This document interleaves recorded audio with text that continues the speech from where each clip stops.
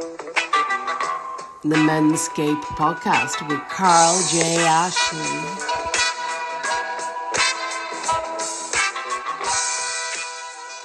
Good evening, ladies and gentlemen, and welcome to the November podcast of the Menscape Podcast with the one and only Rebecca. We're sponsored by Ancient Spiritual Tours of Ireland, and our guest is Rebecca Keating. How are you doing? I'm doing excellent. Thank you. Thank you for having me on here. Thank you for coming to join us. Without any delay, will you tell us who are you and what do you do? So my name is Rebecca, and I do shamanic work. I've been working in the shamanic field now for nearly 15 years, I would say.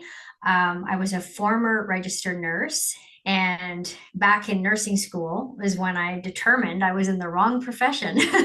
And so I worked for many years as a nurse, still honing in my energy work and learning shamanic work and being initiated and traveled to many places and around the world. Mhm. And now I mainly do, I do ceremonial work. I offer session work and I teach. I teach a lot of the work that I do now online. I've done a lot of in-person teaching as well, but currently I'm mostly teaching online. So nursing's taken a back seat and teaching and shamanic work has come into the foreground. Yeah, it's been about 10 years now since I left my nursing career, actually, and I never looked back. Hmm. Yep. Yeah, I've had a thing there where as a younger man, I guess I was always drawn to nurses and witches. My ex-wife was both, and I could never understand this sort of idea that in society, someone who could be such a valuable component in our society and in our culture could be working in a hospital, ridiculous 10 and 12-hour shifts, getting paid fuck all, getting overworked, and feeling downtrodden and feeling unvalued and undervalued and not getting paid that very much. But maybe it's different in other parts of the world. But in England, growing up in Manchester, nursing was very much an occupation where you had a lot of sympathy for the nurses. They were more, they really had to be, I guess, in the vibration of martyrdom or self-sacrifice because it wasn't well paid. Yeah. Yeah. I mean, it's the pay is decent here. I don't know what the comparison is. I know, like for me, I kind of moved to the top of the ladder as a young nurse. So I was, in more of a director position by the time I left nursing. I was young for that. I was making really good money. My job was quite cushy, but it still was sucking the life out of me because I didn't believe in the system and I knew that it wasn't really like helping. It helps on some level, but I knew there was so much more that could be done out of that system. So I just wanted out because I didn't align with it. But still, it's hospital work and things. Working 12-hour shifts, working night shifts is just I could never see myself retiring from that. Mm, So I'm grateful that I'm not going to retire from that. I bet. Yeah, yeah. You're glad you got out of it. And yet Yeah. we love and value and respect the nurses, but they seem to make it very difficult. And I was in and out of hospital over the last 12 months with kidney stone. And before that, I had to go in and have a hernia operation. And I can honestly put my hand on my heart and say every single one of the nursing staff that I met were brilliant. They were friendly, they were professional, they were helpful. And so I was blessed in that sense. So, how did you end up getting into the shamanic side of things? As you may be aware, we interviewed Aldo Jordan there recently, who's the founder of the Irish School of Shamanic Studies, and we talked a bit about the origins of shamanism as a Siberian term and what that meant for Irish people and being Irish and shamanic. But what does it mean for you, and how did you get into it? So I just want to comment on that, but I'll tell you how I got into it. It's interesting because I'm also Norwegian. I'm Norwegian and Irish, and there's also the Sami tribe from Norway who, they believe they've traced genetics from them coming from Siberia. So some of the Siberian shamans at some point migrated into, I think, other parts of Scandinavia, but I know Norway became the Sami tribe, which is very fascinating. I always found when I discovered that. But for me, it was basically my desire to heal my own trauma. I Right. was a young nursing student and I was dealing with a lot of traumas, and it was just what I was guided to start practicing to heal myself. And I did a lot of energy work and different things like that, but it was the shamanic work that was what I healed. That's how I was able to heal from my journey, from my life, and bring that to other people for healing. So it's just the one practice that I've ever, a lot of seekers will start and they'll find all kinds of different things and they'll jump from one thing to the next. And for me, I've looked, I'm aware of other things, but it's just always been the shamanic path. So you're Canadian, but you're half Irish and half Norwegian. Yes. We're joined by Buddy here. Buddy's my healing dog. Bit of a rescue dog, like myself. Yeah. So the Sami tribe were originally of Siberia, came into Norway, and perhaps then were the ancestors of the Vikings that then later on came into Limerick, near where we are. I think so. I mean, I'm fascinated by it all. I'll tell you that. I also have like I have some Scottish in me as well, so that's my combination. But I have a lot of relatives that live in Norway. My dad was Irish and a little bit of Scottish, so I'm from there. But I don't. I have yet to come. I'm coming soon. I'm coming Cool. soon. And so what part of Ireland was Dad from? Did you manage to nail it down to a certain location?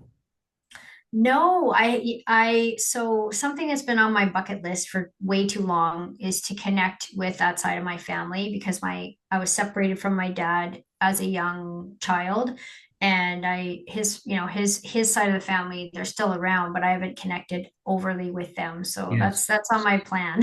I'm planning to do that very soon. I keep saying I'm going to call his sister, and anyway, I'm going to do it soon. Fantastic. Yeah. So yeah, I've got a few sort of questions that I'd like to ask, ranging from the sort of more shallow to the more deep. What's your favorite smell? My favorite smell. Oh, Mm, geez, that's a good question. I mean, I love essential oils. I love the smell of sage, believe it or not. I also really like the smell of cedar, like cedar wood. Um, yeah, I would say those are two of my favorite smells, sage and cedar. beautiful. Have you ever jumped out of a plane? No, and I don't want to. You know what? It's like I have a fear of heights, like big time. I have a reaction, like a physical, I have a fear there. And I've had people that are like, oh, let's just get over that and jump out of a plane. And I'm like, nope, I'm not doing Mm. it. Nope. I can relate to that. I was halfway across the bridge, well, not half, maybe a bit of the way across the bridge over the River Kwai in Kanchanaburi in Thailand. And all of a sudden, I started to grip the rope handle on either side and not move forward very quickly. And I was just putting one foot in front of the other very slowly. And there was this morbid fear of falling down between the wooden panels. And I could see people walking up and down in front of me.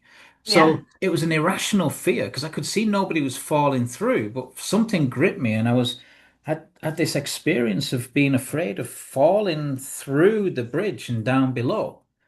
Someone said it was vertigo or something like that, but it was the weirdest. Fancy not realizing you had a fear of heights till you're halfway across a rope bridge, however many yeah, hundred feet in the air. It didn't make sense at all. At all. yeah. I mean, I can just be like looking out a window that's, over top of, yeah, I can be up high in a thing and look out the window and just feel that in my body. Like I must have fallen in a past life or something.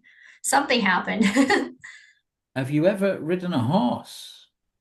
Yes, I have. I actually, when I was a teenager, like 13, 12, 13, I had some friends who owned horses. And so I did quite a bit of horseback riding with them and their horses, which was amazing. I love horses. And I have done like equine therapy as well, where the horses do healing. Beautiful. Yeah, it's an incredible experience to do that. Yeah, one of the gents from the Menscape group we had on, Kieran, was taking sort of young gentlemen that had sort of, should we say, been through difficulties with sort of homelessness and drugs and stuff, and introducing them to equine therapy. He was Mhm. like a trainer or an instructor in that.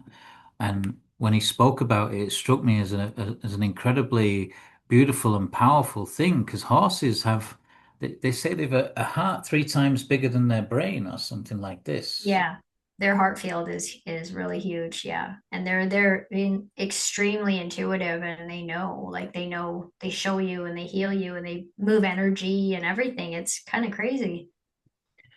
Have you ever walked on hot coals? No, no, I have not. I mean, I've seen people do it at the Tony Robbins, his events and stuff, but Okay. I I would do it if I was, given the opportunity. I would do it. Have you ever been abducted by aliens? Well, I think I might have been, to be honest, because I had a really weird little metal thing in my body that I pulled out. Uh Oh. I don't have a memory of it though, but I it's a possibility because I pulled this weird thing out of my leg. And I don't know where it came from. So apparently that's a sign might have been abducted. Yeah. Did you ever see the interviews that David Icke did with the Zulu shaman Credo Mutwa? No, I didn't. I don't know if they're still on YouTube because I know David Icke got deplatformed in a lot of countries, but he Yeah. did literally a 6 or 7 hour interview with Credo back in the noughties, I'd say. So more than 10 years ago, less than 20 years ago.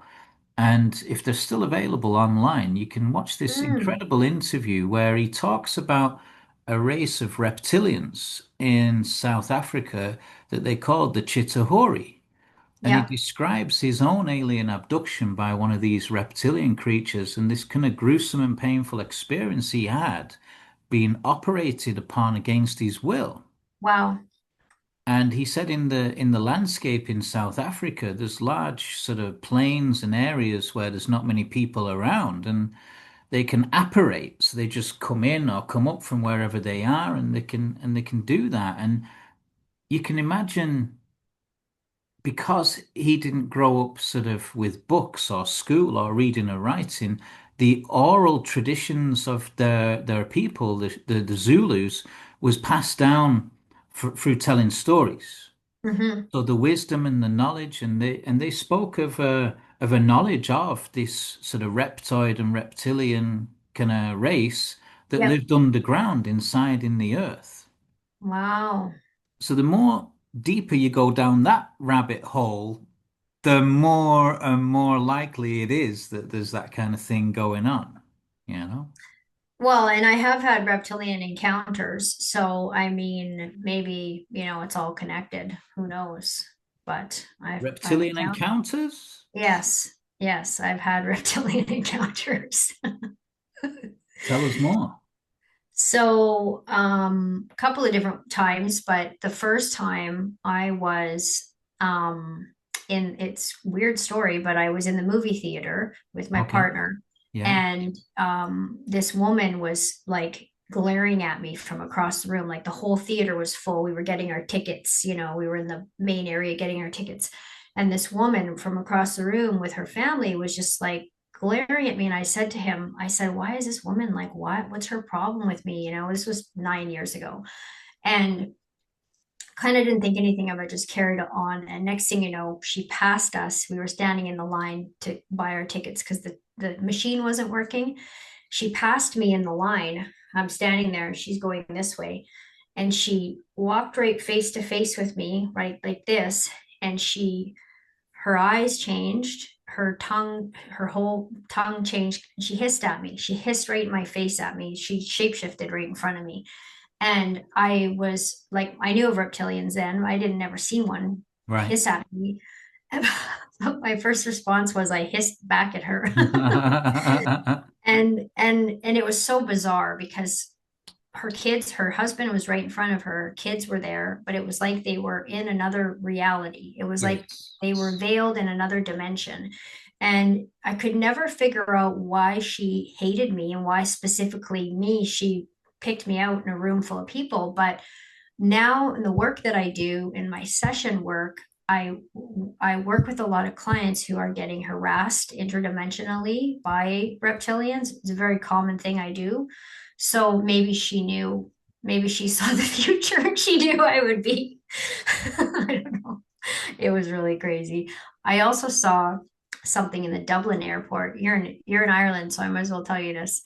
I was in the Dublin airport on a layover and I saw, have you ever heard of the mantis beings? They're Mm. like a type of insectoid reptilian. Yes. Yeah. I saw one in the, I saw a woman in the air. Everyone always roasts me for this.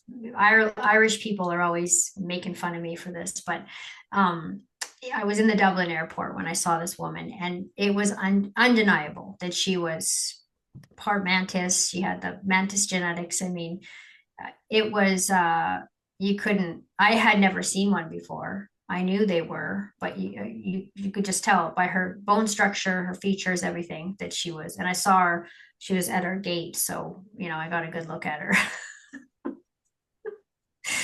Your Irish people are going to be like this girl. Did you ever see the John Carpenter movie They Live with Roddy Piper? No. Ah, come on, Rebecca. This is 101 alien conspiracy stuff. I'm going to send you a link Okay. there. I'm going to give you a bit of homework. It's only a short movie. It's only like an hour and 40, 50 minutes, but it's like one of the old B movies from the 80s. Okay. And this guy, he's in this kind of he's wandering. He's a bit of a nomad. He's a bit of a hobo, and he's looking for work. And he finds himself in this church where there's like boxes of these kind of glasses, and he puts the glasses on, and all of a sudden the signs in the billboards say obey. And he starts to see some humans are not exactly humans, and he Yeah. starts to see them as how they are. And the Hmm. whole movie, you could say it's like a truther movie, or you could say it's an analogy. Make of it what you will, but when you see They Live, you'll totally get it. Okay, cool. I'm gonna have to check it out. I recommend it to clients and friends alike. Yeah. So, have you ever done any public speaking? I have done some public speaking. When I was younger, I was part of a network marketing company, and I ended up kind of moving up a little bit quickly in that company. And I did some public speaking. I was terrified, but I did. I did do some public speaking for them. One time there was about 500 people there, and that was my big. And I was the main presenter, which was kind of a big deal for me, I guess. But since then, I haven't done any. I would like to though. Well, my other questions were, have you ever had children? No children. No, Not yet, or just no children? no chill. I've decided that it's not happening this life. Excellent. My own choice. I'm just one of those people that is too, focused on my career and my work, and I have a dog, and I'm a dog mom, and that's my baby. Society puts a lot of unfair and undue pressure on women to meet and marry and breed, and not even marry, just meet and breed. And my sister, she was born when I was about 14. My mum remarried, and she's in her 30s now, and she's met a lovely fella, and he's a couple of kids. But she's like, Carl, don't actually want children, but for the last 10 years, all she's ever done is get invites to baby showers, and every single one of her friends either's got married or had kids, and it's like there's this kind of unspoken sort of feeling, oh, you're going to get left on the shelf, or it's not normal for a woman to be okay with not having children. And it's like, nah, hang on a second.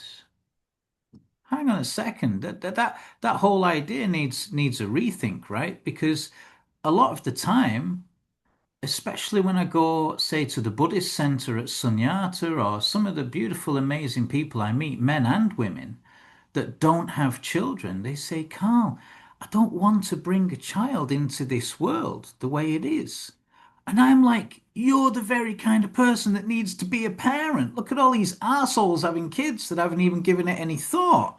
And I include myself in amongst that. When I was a young man, I didn't really give a rat's ass.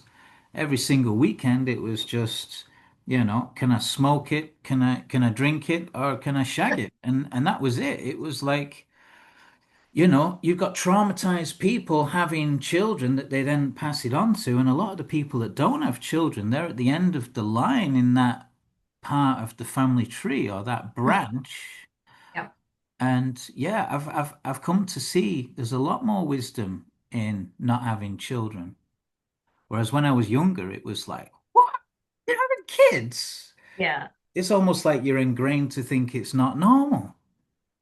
Well, I think it used to, I mean, there was a time where that's all the women did is produce, but yeah, I don't I think it's, I'm grateful that we're in a different time that it's way more acceptable, I guess, as a woman to not want to.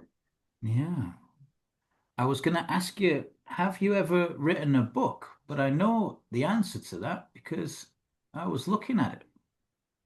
Yes, I have it actually right here. I'm going to show it because it's just sitting here. But yeah, it's Beautiful. the ultimate guide to shamanism. I wrote this in 2020 and it's got beautiful art in it, like just an incredible artwork. Congratulations. Thank you. Thank you. Yeah, it was really a great experience doing that. I'm going to do a little screen share here so people can see. Uh, uh, uh. Oh, there we go. Your book is on Amazon, and we'll share the link in the description underneath the video in YouTube when we publish it. So if anyone's interested, they can buy it.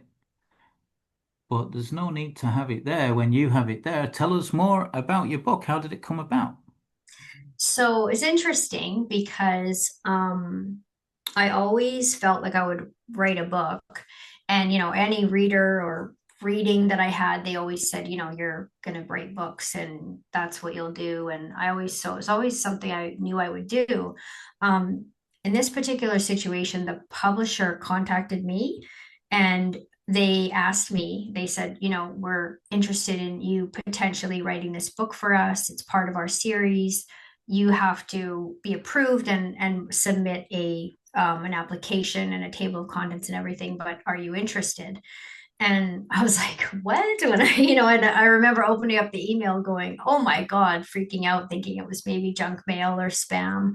But I went through the whole process of being vetted and, applying and writing a part of the chapter and getting approved and stuff. So I went through the whole process and ended up writing the book. So it was really a lot of fun. Um, there's a there was a very big art component in it, so photos and the art, the pictures, which I was really involved in as well with the art part of it. So it was really a neat experience. I was under a lot of pressure because it was when everything hit in 2020 that I was supposed to be writing the book. It was Right. affecting my business at the same time. So it was very challenging. It was a very challenging time, but I got through it and wrote the book with the deadlines and stuff. It was very difficult, but I know my second book I will write on my own terms and then I will, find a publisher, could be this publisher or another publisher that I'll go through, but I won't be under like the strict deadlines because I prefer to just write the book in my own, way and on my own terms and then get it Beautiful. published. But that's my plan. Yeah. Yeah, so ever since I was knee-high to a grasshopper, we might say, ever since I was a small child, I always loved reading and writing books. And I just fell into, again in the lockdown about 4 or 5 years ago, I created a business called Right Coach Ireland. And I work with amazing people around the world to help them write their own books and share Hmm. the story of their own journey. And at that point, I'd published 3 books myself, all of which I'd self-published because I just assumed that nobody was interested in me because I wasn't famous and this kind of thing. Plus, I Yeah. wanted control over content and pricing. Yeah. So I self-published them all, and it had huge benefits in terms of the catharsis element of getting stuff off my chest, sharing how I felt. My first book started out as an addiction diary, Mm. and it was almost as if a fog lifted once I'd stopped drinking, stopped smoking, stopped gambling. All of a sudden, I could remember places I'd been, jobs I'd had, friends I'd made, and a lot of this sort of fog lifting and rising helped me to see things a lot better. And yeah, the healing path or the healing journey has for me has been very much connected with speaking my truth and sharing that truth and writing that truth. And I've spent most of this last year up and down the country doing book launches for the power of the written word, which is my Mm. fourth book. And absolutely mad about books. I'd love to come to Canada as well as America and talk more about this fella, the power of the Yeah. written word.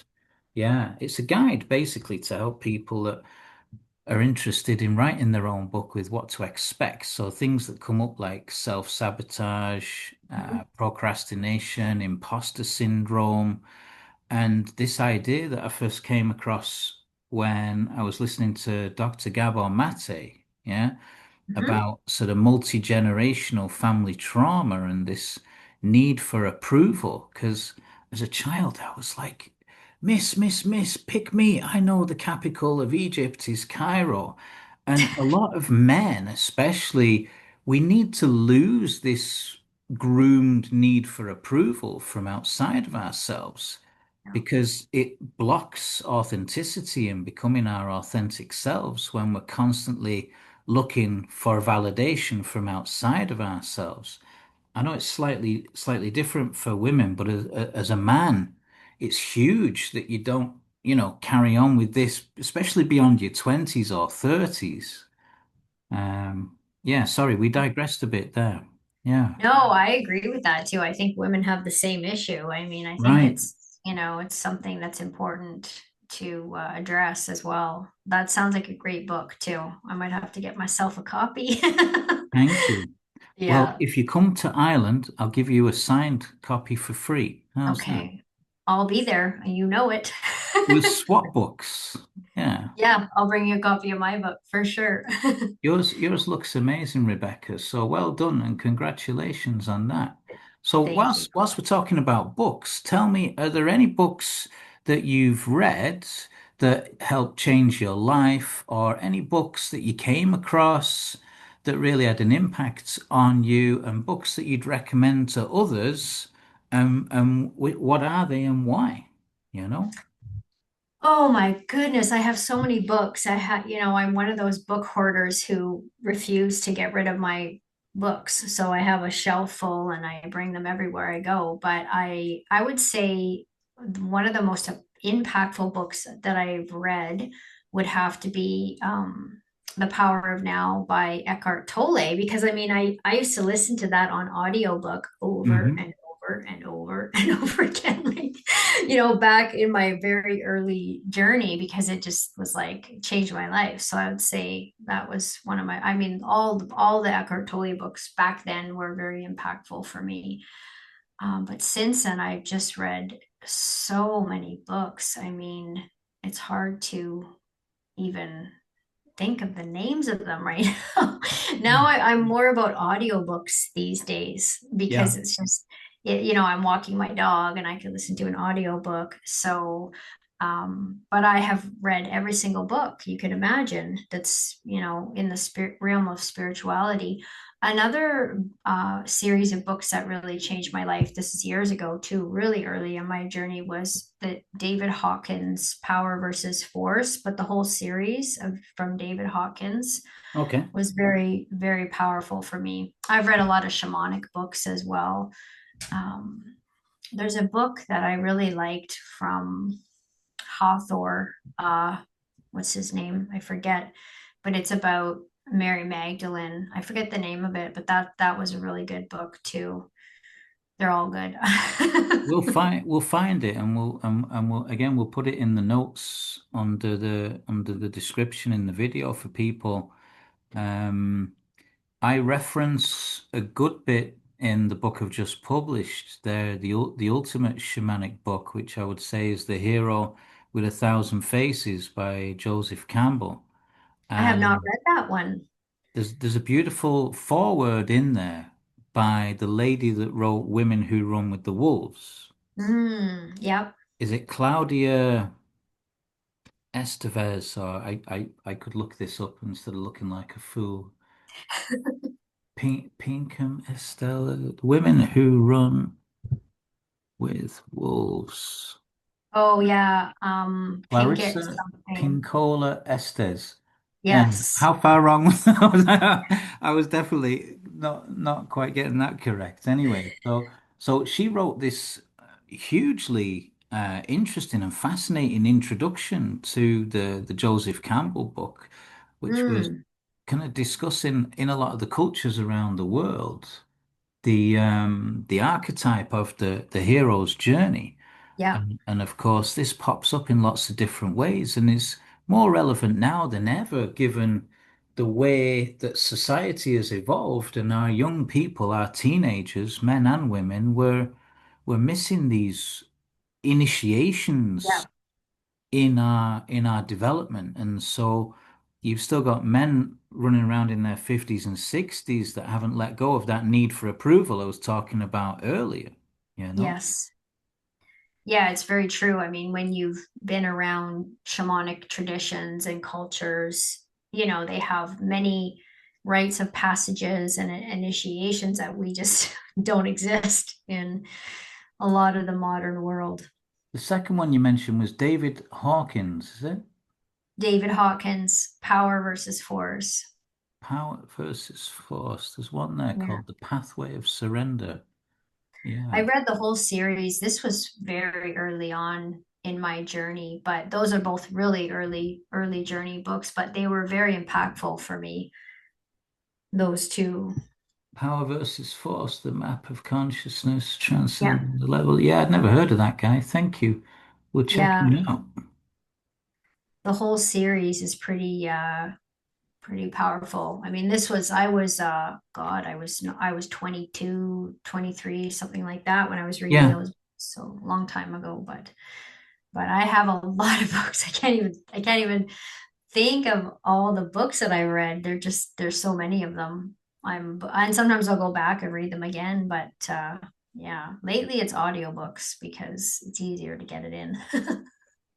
Yeah, I would agree with that. You can maybe be driving somewhere or, and to sit down and physically turn the pages of a book though, there's something still magical about that. But in the modern world, we find it hard to make enough time to do that, right? Yeah, and I was going to say that I think it's really important that we still do that because in the modern world, we've moved away, even in the last couple of years, I would say we've moved away. Normally, my night times would be reading a book, even if it's 10 minutes or whatever. I've been starting to contemplate moving back into that. I'm contemplating it because I recognize that I'm not doing that anymore. I know a lot of people aren't doing that. So I think that's one of the things we should make sure we bring back because um, we need to get off the technology. Yeah. I think Yeah. So, um, what has been your favorite trip abroad and why? I would Any say any holidays or trips that come to mind? I'd say probably Peru would be my favorite. I've traveled to Guatemala and other places, but I think Peru is just one place that's, very deep in my heart. I've been there 3 times, and every time it's magical.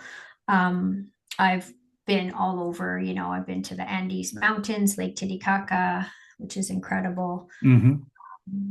I've worked with the Quero shamans there quite a lot, done a lot of ceremonial work there with them. in various sacred sites and places of power. And yeah, it's just, I would say going there is always my favorite so far.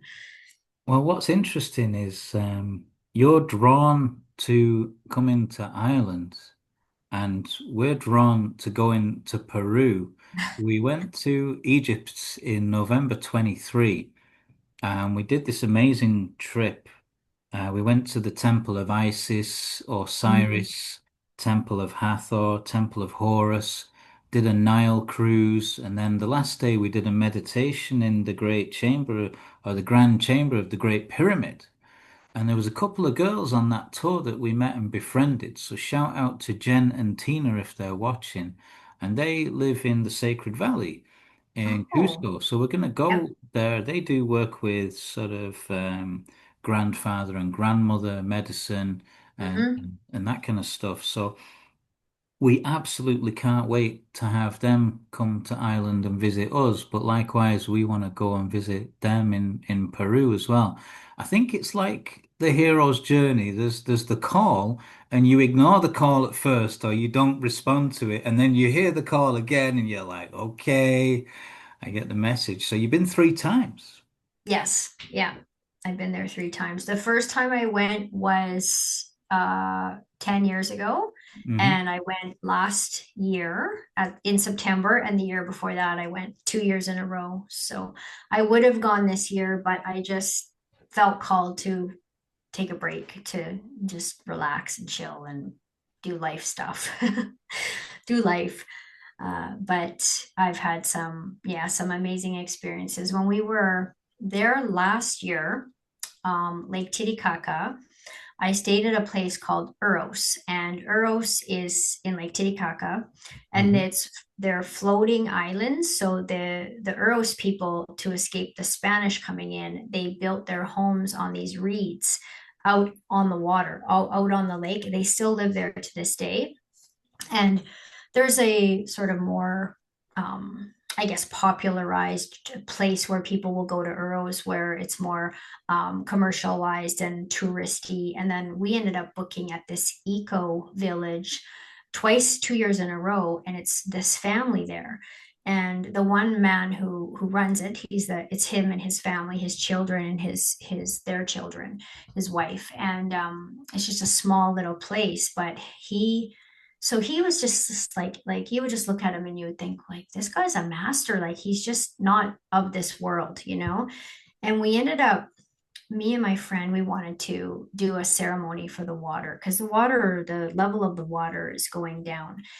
So we wanted to do a despacho, which is what the shamans there make as an offering. So we ended up saying, hey Yvonne, we want to build this despacho. We're just letting you know.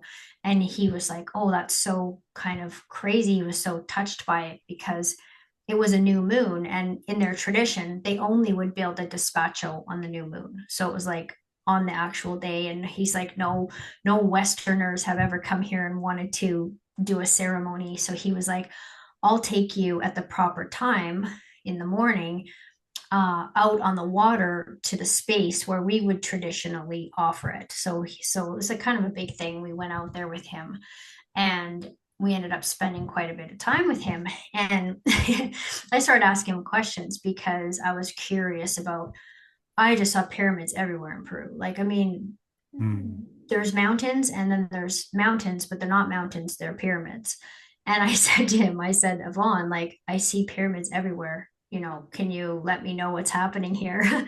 And he said that they're everywhere. He said they're under the water, they're under Lake Titicaca, they're everywhere, they're all over Peru. They just don't tell you that. They don't talk about it, they hide it or whatever.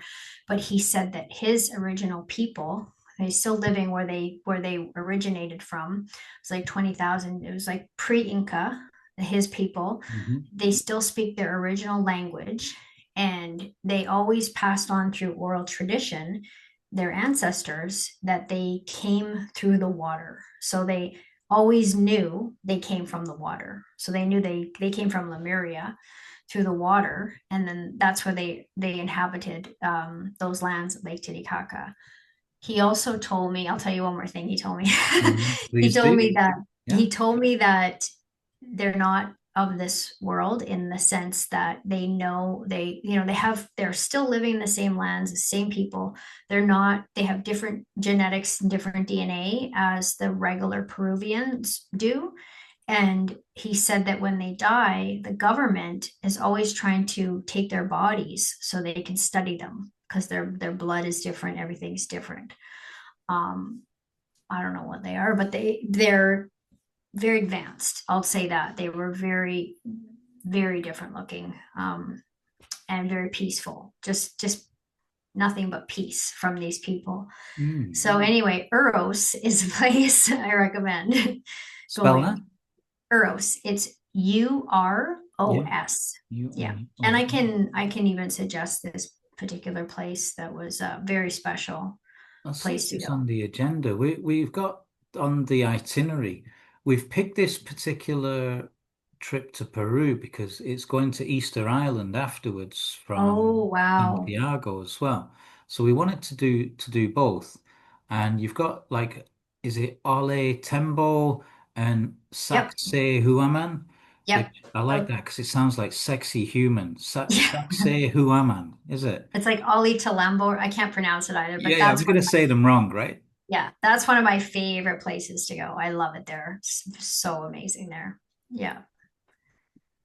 Yeah, Yeah. and hopefully, as I say, we'll catch up with the girls when we've got a half day off for a bit of downtime. But the itinerary just looks unbelievable. And for me, I think it was around the 90s, the mid 90s, when I was in Leeds doing my degree in psychology and philosophy. And I met this girl called Shakti. She was the daughter of a Slovenian painter and Mm. quite an amazing young lady.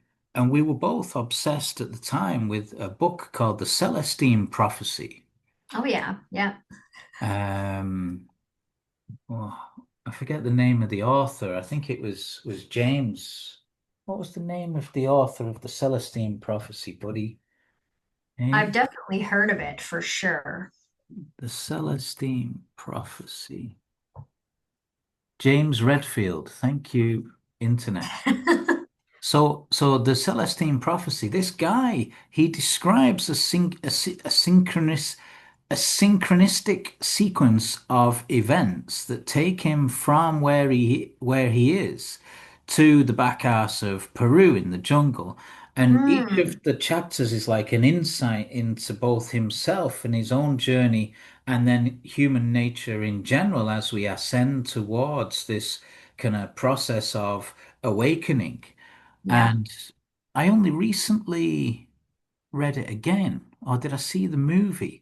Obviously, the movie doesn't give you what the book does, but it it was it was interesting because back in the 90s, you're a young man in your 20s, and like I say, life just tends to revolve around, you know, can I get stoned? Can I get pissed? Can I get laid? And but this book really gripped the imagination. It was fantastic.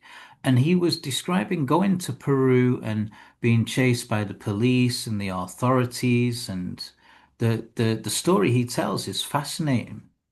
And this connection with Peru as part of the journey of ascension, we'll say. I think so. I mean, there's just so much there, and there's so much history there and energy, and they've also preserved a lot of their, original ways. So I don't know. When do you plan to go? It'll be around May time. We've got a tour that we're hosting here in Ireland, the Beltane Pilgrimage, and I can't remember if that comes first or we go to Peru first. I'm getting muddled up, but it's around May next year. We're going to have a tour around the sacred sites here, and then we're going to head to Peru and Easter Island. And I don't know when it happened, but it's like at some point after I had my car crash in the summer of 2017, I've been to Stonehenge, I've been to Newgrange, I've been to the pyramids, off to Peru, Easter Island. This fascination with the ancient sacred sites and ley lines and what you might describe as the shamanic or the indigenous, there's something really special and magic about Ireland itself. before it was called Ireland. I think there's a lot more to be discovered about this ancient magical land that we have here. And some people have gone to a lot of trouble to cover up the truth about our origins as a species, as humankind, and the real sort of power and magic, not just of Ireland, but of other places. Of course, you mentioned Lemuria and then there's Atlantis as well, right? Yeah. Yeah, exactly. Yeah. I mean, I talk about those things a lot too because yeah, they've tried to, they've tried to keep so much from us. And, I think a lot of it is these sacred sites they point to this. There's this one place. I mean, well, the sites in Peru, and I mean, I've never been to Ireland, but I would imagine it's the same. There's things in these sacred sites that just you can't deny that something magical happened there. That their purpose was for. And then a lot of these stones, well, how did they even get there? you know Right. there's Yeah. some pretty crazy ones in Peru too. The truth is often much stranger than fiction. Yeah. Yeah, a lot of these things that were presented to us as fairy stories or fairy tales, so things like dragons and unicorns and leprechauns and giants and Finn McCool and they're almost taught to us now with kind of what's that word for where it's almost like a joke or a laugh or not to be taken seriously. But I reckon there's far more truth in the myths and legends and the unicorns and the dragons than we've been led to believe. And it's almost like once we start to wake up to the world that's been sort of there all along, and this kind of veil has been pulled over it. I think Terence McKenna speaks very, very beautifully about his experiences seeing another world completely with the right kind of psychedelics. And a lot of Yeah. the wedge tombs and ancient sites around Ireland, I believe, were created in conjunction with this reverence for the land, reverence for the sun and the moon and the cycles of nature, and the indigenous liberty cap, the what they call the magic mushrooms, and maybe the passage to the next world. Yeah, you don't have to go nuts. You just a bit of microdosing, and you can see from a slightly altered perspective how everything seems to shift and change, and it's all in your perception of things, you know? Yeah. Yeah, definitely. Yeah, and I mean, even, I've had some of the most amazing experiences without anything, like just being in these places, just Yeah. having memory kind of come to me. And so without even, experiencing anything. And even the Quero shamans, which you'll probably meet some when you're there, you'll come into contact with them, I would imagine. They know they're a star lineage. Like that's just normal for them, knowing they came from the stars. They've always known that. And, they don't tell us that in Canada here, that we came from the stars. Like, imagine kind of growing up knowing you're starborn like that, you're connected to the stars, and that's normal for them. That's part Where of their. whereabouts in Canada are you, Rebecca? Currently, I'm in Toronto, right close to next to Toronto, on the East Coast, but I'm from the British Columbia. I'm from the West Coast originally. Okay. Wow, Yeah. that's a big gap from Vancouver to Toronto. My knowledge of Canada is not great, but when I went out to Alberta in 2012, my transatlantic flight called into Toronto, Hmm. and I had a very uncomfortable experience in Toronto airport through this woman in passport control, took my passport off me, asked me what Wow. my business was in Canada. I said I was visiting family. And she looked at me like, pull the other one, and took my passport off me for about 5 minutes. So I'm stood there sweating and shitting my pants, thinking, fuck, they've gone and looked at my Facebook profile and all my conspiracy stuff, calling out this and truther and I thought, Jesus, I'm gonna I'm going to get sent back on a plane to Ireland here, and this awful experience. And then she eventually gave me my passport, and I flew on to Edmonton, and I was met there, and the people that were looking after me were lovely. But Toronto, I think Richard's from Toronto. Shout out to Richard if he's watching, our friend in the functional naturopathic clinic. They were sponsoring the podcast for a while. Um, okay, yeah. So is there still a lot of ancient sacred sites in and around Canada? Um, it's not the same. I mean, there's from what I can think of personally that I know of, I would say they're not well known as sacred sites. It's more of like certain pristine waters. Like I know of some in Vancouver that are just like very sacred healing waters. Like you go in them, and like I used to swim in a river every single day when I lived there. It was right by my house, and I would cure a headache. It was like Beautiful. really pure Yeah. waters. So I would say it's more in the land, and it's more in the water in certain places, but I personally don't know. I'm sure there's got to be some places on indigenous lands and things like that, but I don't know of any. It's not like when you go, to Peru or Ireland. Uh, yeah, I think things have been, I don't know. Canada's a different place, especially nowadays. Place I would Mm. like to move away from. The vibe, the vibe where I was staying was interesting because whilst you've got this huge, vast country, and Alberta itself is kind of bigger than, say, Ireland, England, France, half of Western Europe is like the size in terms of the geographical area. But yeah, even though it was such a huge expanse of space, it still felt like there was a lot of supervision and um, you had federal police as well as state police. They were checking you, trying to do you for speeding everywhere. And it was like there was this mass surveillance, not very many people, but a huge expanse of country. So you've got this weird feeling of it being like the freedom of an expanse of a place, but then a lack of freedom by there being bloody surveillance everywhere. Yeah. Does that feel like that where you are, or was that just No, it was weird.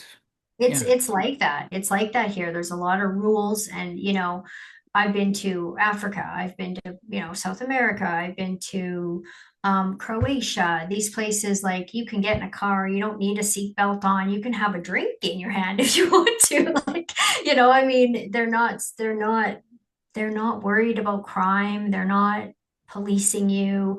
So Canada, I mean, there's rules, and if you break them, you're going to jail, or you're going to Mm. be fined thousands of dollars. And yeah, it's definitely like that here, and many places not like that. So yeah, it's. I think the U.S. is like that too, pretty much the same. Yeah. At one point, I was desperate to move there, and I was looking for a job and looking for somewhere to live, and every single one of my moves was thwarted and blocked. I And wonder why. well, you know yourself, man plans and God laughs, and it's like Yeah. maybe there is some aspect of destiny, and Yeah, I'm trying. My plan is to get back over to Europe where all my ancestors are from. I ended up here because of my ancestors, and I'm well, be careful because planning to go back. we might capture you and not let you go back. You might have to Yeah, you stay. never know. Mm. So tell me, I've seen this wonderful painting behind you. Tell me a little bit about, there must be a story behind such a beautiful thing as that. So yes, one of my original shamanic teachers, they gave us medicine names. So we were initiated into having a medicine name, and they get your name, they retrieve your name through a pipe ceremony, and they go into the kash, they go into the your book of life, and they bring this name down. And my name was Moonlight Owl. So, and then when I had my store, which I closed, but I had a healing space and a shop that I closed in 2024. but I had art made for it, and I got this oil painting from this beautiful like spiritual artist, and um she created that for me. What was her Yeah, name? Can we credit her? I can send it to you. Beautiful. I forget, but I can send you the link because she paints beautiful horses and just a lot of animals. But her work is a transmission. I mean, you can see it's a transmission, like it's all oil painted, and so yeah. So now I'm lucky to have my medicine owl behind me here. Oh, yeah, Yeah. fantastic. So I'm almost out of questions, but there was something that I've been meaning to ask you. And we connected on Instagram, and I saw a post of yours which had me really curious. And it was to do with the crucifixion being a kind of a conspiracy theory or created by the church. And I was like, wow, how comes that never occurred to me before? I've always been interested in philosophy, theology, philosophy of religion, and I've always considered myself more leaning towards spirituality than organized religion. But more recently, I've come into this idea that the original Christians, as in Coptic and Gnostic people of modern day Ethiopia and Egypt, were the actual, say, teachers at the time, maybe even before Master Jesus, if we accept that there was a Jesus. And a lot of those teachings have been bastardized, subverted, and co-opted by the modern incarnation of the church, whether it's Christianity or Catholicism. What we see at a lot of the ancient sacred sites around Ireland is there's usually a church built on one of these magical lands. So what we're looking for is to connect with the indigenous wisdom that was pre-Gaelic, pre-Celtic, pre-Christian, and pre-Catholic. But this Mm. idea that Jesus wasn't crucified, where did that come from? And tell us a bit more about that, because that's like the Bible 101. Everyone is taught to believe, that we live on a magic ball and that Jesus was on the cross. Yeah. So yeah, I mean, I have, I grew up Catholic father and a Christian mother. I grew up in a religious household.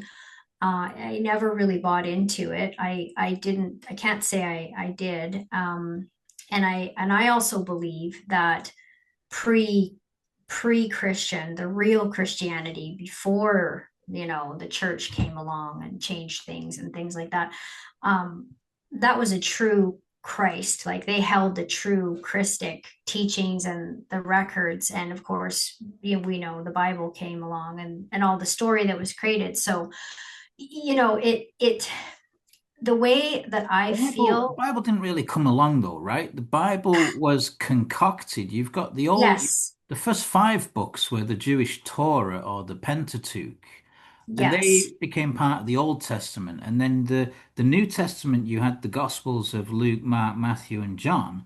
But there's this gulf of missing things like the Gospel of Mary Magdalene, the Gospel of exactly. Thomas, the Gospel or the Book of Enoch. Yeah, And then there's also this gulf in God. God's like this vengeful, wrathful, yes, eye for an eye, tooth for a tooth, and then yeah. jumps to being this, let's smoke the pipe of peace, man, and make love. And it's like, well, hang on a minute. Is it not obvious that the Bible's been kind of concocted and put together as a fabrication? Yeah, and most of it was written hundreds of years later. It wasn't even the Right. gospels that are in there. The Yeah. people that wrote those gospels weren't even there when Jesus was there. It was 20, 30, 40, 100 years after the actual thing happened. So the fact that people put so much truth in this, it doesn't there if you actually research it, it doesn't make sense. And then even when they brought the cross in, they basically, I think it was Constantine who brought the cross whole symbolism and everything into the Bible. And, that was way after the fact as well. And it has Masonic overlays in it. This whole idea of, you go into a church and you see, of all the things they could put on there, they put a crucified Jesus with blood all over the place. Like, how is that fake? Horrific. It's It's trauma it's for children, bringing them it's into, yeah, the Stations of the it's it Cross. it's satanic. It is satanic. And the whole idea of the cross and the symbolism that it represents, from what I've felt in my own body, from things I've researched, is that it is basically a symbolism of the crucifixion of our consciousness of It humanity. doesn't ward off vampires with some garlic. You can't. No. It's a portal. It's a portal that's not a portal I want to be anywhere near. Yes. It's not a port. It's a symbol of that satanic. It's a symbol of Satanism, as far as I'm concerned. And if I don't want to insult anybody who wears the cross, but people do get a little triggered by that. But when I look at who's wearing the cross, for the most part, at least in North America, it's Mm. the politicians, it's the movie stars, it's the people who are part of that club, and they like their cross, and they're worshiping a different type of religion, which is not the true Christic religion, the true So, Christic values.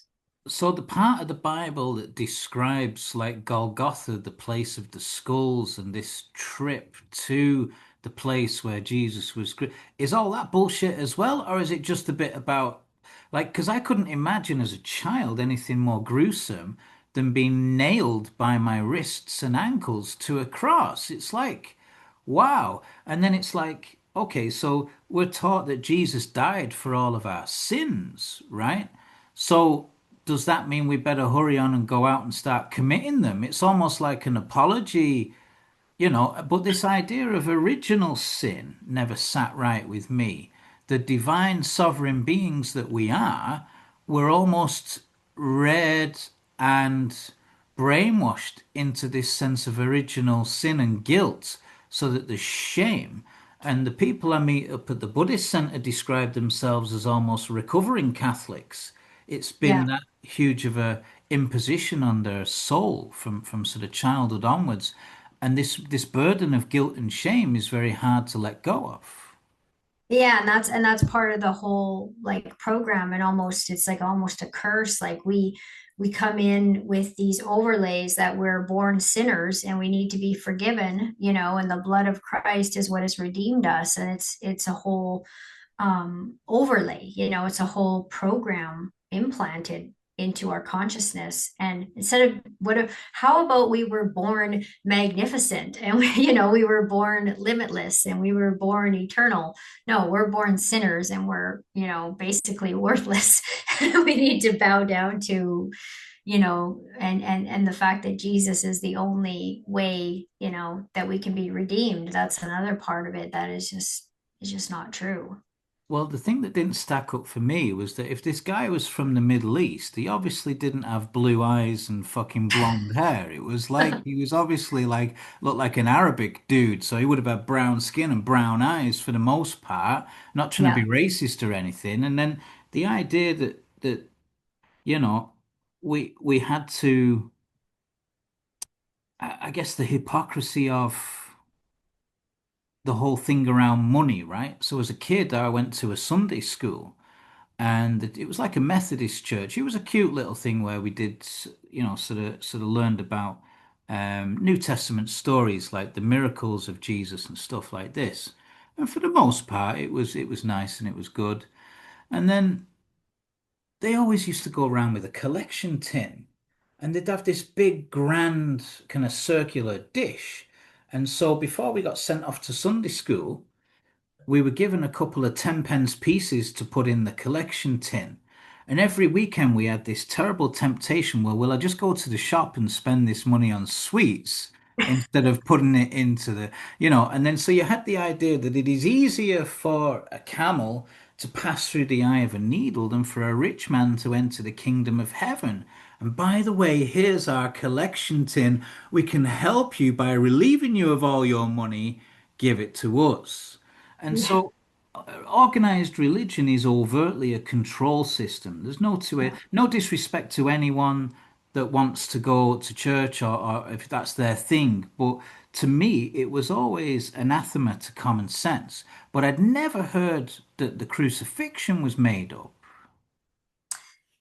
Yeah, I mean, it's definitely debatable, but if you look into it, I've researched it. I'm not saying, I fully am completely believing in that, but there's definitely parts of the story that I don't think are true, if happened even at all. There are some different sources out there that say that actually there was a crucifixion, but it wasn't actually Jesus. And Jesus went to France. There's some really good Have you heard literature of the out there. book? I forget the name of the author. It was called The Spear of Destiny, and it was one of a That's it. That's series of books. exactly what I'm referring to. That's exactly what I'm referring to. Yeah. It was Yeah. a book I came across in the 90s, I think, and he wrote about certain objects of power, like the Holy Grail, like the Spear of Destiny. And Hitler was obsessed with collecting these objects because they had power in them, in whatever way that may be. But they maintained that after 3 days, Christ was risen. They moved the rock back, and all of a sudden, the body was gone, and I always thought that that was a bit okay. I can believe that. And the stuff around, shall we say, the immaculate conception that someone can get pregnant without there actually being a physical count. That always struck me as a bit dodge. I'm not buying that. That's kind of like, Yeah. yeah. I'm not really buying that either. I've read the books on that and stuff, but yeah, I mean, it's kind So of like, how much, and this is our own sense of discernment, right? How much, like the idea that Jesus was a fisherman and a carpenter was all grand, but the idea that he had a woman and had children, that's not such a huge stretch of the imagination. And the idea that those descendants of the lineage of Christ were traced back to, say, Merovingian 14th century France, yeah, and maybe even the Cathar people that occupied northeast Spain and southeast France, and the people that were persecuted by the papal edicts, where they yeah, literally went into towns and captured and tortured thousands of innocent men, women, and children off the yeah, back of you know, buy and believe our version of things or you're going to burn. yeah, exactly. And they literally burnt any last remnants of any possible, they tried to hide everything, and the Celtics and all, there's a lot of evidence there that they tried to just eradicate anything that resembled the truth. Yeah. Well, ever since I was a kid, I've always been obsessed with finding the truth and speaking the truth and sharing the truth. And there's a lot of misinformation and disinformation mixed in with what we might think. So our own intuition and our own discernment is crucial to being Yeah, able to tap into what resonates. And again, if you're committed to the truth in a way where it's not like, you're not virtue signaling, it's just a way of life. yeah. You're just honest. For a start, you don't have to remember all your lies, so it's just practically useful. But this idea of being honest with other people starts with being honest with yourself. Yeah, absolutely. And there's no going back from that really. It's very hard to go back to being asleep once you've kind of been woken up. Yeah. Yeah, and I agree with you. And something I'm always talking about too is the importance of the discernment, because there's people they swing way too far on the pendulum of, believing in some of the really crazy things, and then, somewhere in the middle is the truth. So we really have to learn to I always tell people to do your own research and come to your own conclusions, and take on, listen to what people say, and then go look into it yourself. You can find it's there. The information is there.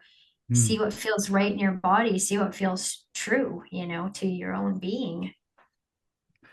Dee and I had a business there in the lockdown called Stoneaholic, where we bought and sold crystals from all over the world. Oh, no What way. what's your favorite crystal and why? Have you got a favorite crystal? Well, I owned a crystal store, right? I I think saw that was part. I thought it'd be a good question for you. I saw that was yeah. part of what you were doing. Yeah. Oh, my favorite crystal is, oh my God, that's an impossible question, but I do, I do love like Labradorite is one of my kind of, top up there ones, but I have an insane amount of crystals. It's not even, You're it's near ridiculous. Labrador, right? Yeah, some of them come from here. Yeah, close by here. I Mm. have a really big rose quartz because I brought a lot of my crystals when I closed my store. I have some big pieces, and I have a rose quartz that's, about 4 feet high, and it's a big Wow. point, and it's a big point like this, and it's huge. It's a huge, massive point. Yeah. Um, I have that one still. I have some big amethyst geodes, and I have everything. I have tons of moldavite. Cool. Yeah. So I like my crystals. All right. So I think we've covered pretty much everything there. The only other thing really is if people are interested, how can they find you? Where will they can go to your website and I take it they can find you online, right? Yeah, they can find me RebeccaKeating.com, and then my Instagram, which is Rebecca LL Keating. I have a lot of my links and various links. I have lots of free master classes and ebooks and things like that. They're all linked onto my website or my Instagram. Fantastic. So is Shaman Sisters still a thing, or are you moving on from that, or what's the story there? So it's still a thing, but I'm not sure what I'm doing with it. It's Right. sort of like, it's my business that I built for 10 years, and I almost just felt like I needed to start fresh for whatever reason. I still have my online store actually, where I sell crystals on shamansisters.com. I still have that going, but I'm sort of like waiting for the instruction of what to do. Not super clear. So Cool. yeah, I Fantastic. pivoted, but it's interesting when you kind of switch what you do. I've got a couple of things to show you there. That's the first one. Oh, shungite. That's a shungite Merkaba. Yeah, That's pretty cool. We got that that's from Russia. very cool. That's very cool. And the story around the Merkaba was quite incredible as well. Back in the days before this narcissistic abuse they call parental alienation, all my kids were brainwashed to not talk to me anymore. Myself and my youngest daughter, we were sat looking at a website and we were looking for spiritual symbols. Yeah. And we both came across this thing called the Merkaba, which we'd never heard of before. And we both started drawing pictures of it because we really thought it was fantastic. And then Seisha said, Dad, what does a Merkaba mean? What's the meaning of it? So I went and found the description, and it said something along the lines of the representation of the Merkaba is the manifestation of the metaphysical in the physical, Mm-hmm. and the manifestation of the physical in the metaphysical. So this idea of as above and so below. Yeah. So that same day of the morning that we were drawing Merkabahs, Oh this my goodness. crystal quartz Merkabah jumped off the Wow. shelf in Tipperary town in the health shop Wow. there. And the lady said, "Oh, that only just came in yesterday." And I was like, "Yeah, I'm so excited, man. That's obviously for me, you know?" Yeah.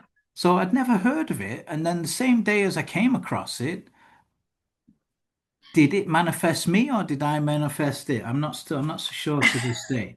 But Yeah. the only other thing to show you then is this big, massive lump of pyrite. Oh, wow. That's a nice one. That's Wow. a big I'll, baby.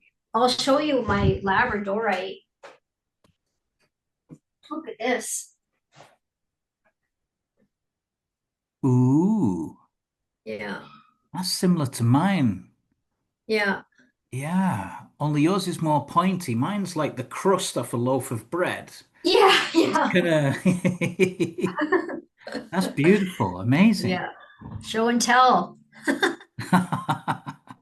So yeah, we'll leave it there for today. I guess all that remains is for me to thank you so much for your time, Rebecca. And until you come to Ireland with your book and we can do a book swap. Oh no, sorry, I've forgotten. There's one more question before I let you go. The glitch in the Matrix story. Tell us, has there anything ever happened to you? I suppose your whole life has been a glitch in the Matrix, you might say, but was there any one story that had you defying logic and defying the laws of physics? Was there anything Oh, that yeah. happened to you? Yeah, tell us a glitch in the Matrix story before I let you go. So this was a real true glitch in the matrix. I was like 20, I was about 27. This is when I was reading the David Hawkins Power versus Force, and he talks a lot about like the time space doesn't exist. So I was aware of it as a intellectual experience, knowing that there's no time, but never not an actual experience. And Hmm. I had this moment where I was basically just in a room like this, a regular room, and everything dissolved. Everything, the table, what was in front of me, the walls, the fabric of reality completely dissolved into like a mist. So all there was around me was just me in a white mist. And I was aware during what was happening, and there was like this bell that would go off. This bell would go off. I have no idea who played the bell, but it would go off, and I would turn into a different lifetime. So it's just like life after life after life after life, and there was hundreds of lives, and I would look the same in a lot of them, but I would be older or be a version of me, but it wasn't me. So I experienced all these lifetimes in a flash of like I don't know how much time it was in actual time. It was, very profound for me. I was aware when it was happening, what was happening, because I was conscious of the fact that reality, the fabric of reality disappeared. And what it did for me was it opened me up to all my senses. So clairaudience, clairsentience, all of my Like psychic an abilities, activation. my psychic abilities were at 100%, all of them. And it was almost like too much. It was almost like I was Right. crazy for a long Yeah. time. All my timelines were open, everything was open. And that lasted for about 2 months. And so then I sort of came back down into normal reality, I guess you could say. But I was changed forever by it. Like, I mean, it opened me up, like it blew my consciousness wide open. So Beautiful. that was my glitch. Beautiful. I love Yeah. it. Yeah, yeah. I've had something similar, but I won't go into it because it's your platform. It's about your story. So yes, that and I guess those are the kind of things that let us know that when we meet someone from the same tribe, this idea that when you're taught that blood is thicker than water, Yeah. but the phrase has been again subverted or misquoted, if you like. The real phrase is the blood of the covenants is thicker than the water of the womb, which has Mm, entirely the opposite meaning to the yeah. way in which blood is thicker than water is used.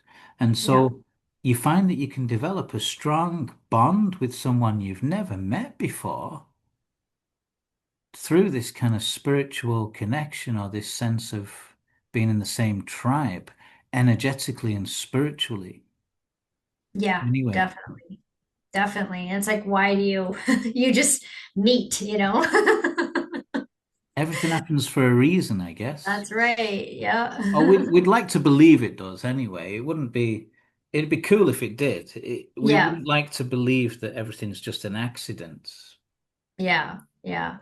Yeah, I mean, I've had too many experiences to feel that things are random, you know? Yeah, this idea that we're evolved from some primordial sludge and then something that swam and then something that crawled on the land and developed into an ape and then developed into us. I was calling bullshit on that a long time ago. Yep. But people, the way it's taught over here is that that's a fact. Wow. Darwinian evolution is taught to children as if this is how it is. Yeah. Um, yeah, yeah, no. The myth of evolution. Anyway, we'll leave it there for today, Rebecca. Thanks again for your time and to share your thoughts with us. Thank you. Thank you. I really appreciate being here and I'm looking forward to coming to Ireland. Yeah, fantastic. So Yeah. cheers for now and God bless you.